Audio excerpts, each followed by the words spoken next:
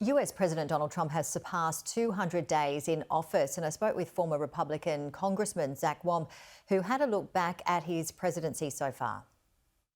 It's a great contrast to President Biden. I mean, this is a 78-year-old man who probably has more energy than 99.9% of all Americans. And so just the sheer energy of it all has kind of caught everybody by surprise, because it is a sharp contrast to the last 4 years. Now, the big, beautiful bill, they're bragging a lot about it, and there's a whole lot of good things in it. But anytime you have a massive comprehensive bill like this, there's going to be some good and some bad. I'm concerned about the debt that is connected to it and the inflationary aspects of the debt and what it will do long term to our economy.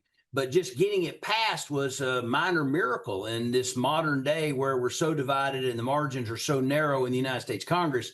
So his force alone and the speed at which he does things allowed that bill to pass and become law. But I do think the signature issue for him so far is the big, beautiful bill. I think long term, we'll see if it's beneficial to him. The midterms are next year.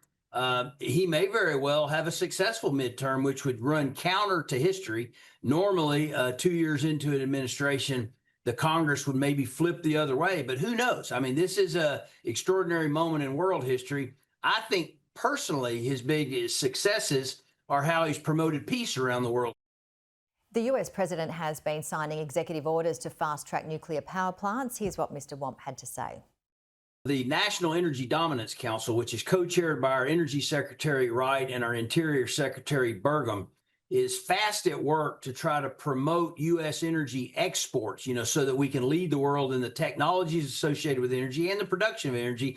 And most of it is geared towards nuclear, because we have that capacity. We have done that in the past. And in places like Tennessee, where I represented Oak Ridge for 16 years, we're not afraid of nuclear. And so next generation nuclear is happening very fast here.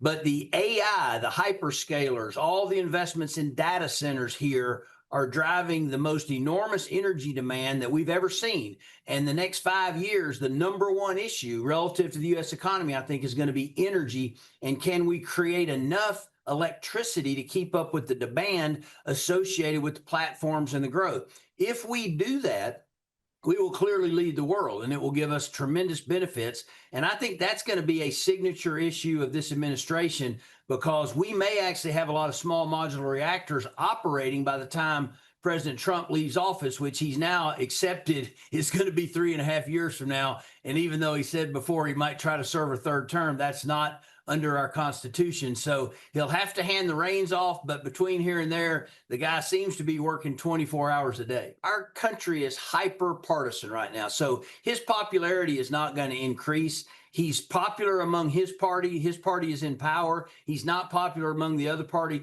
These things are not going to change a whole lot because we're very divided. The question is, do people respect the fact that he's getting things done? Even if they don't like him, most Americans respect the fact that things are getting done again, and that we actually have a president that's paying attention and on top of issues.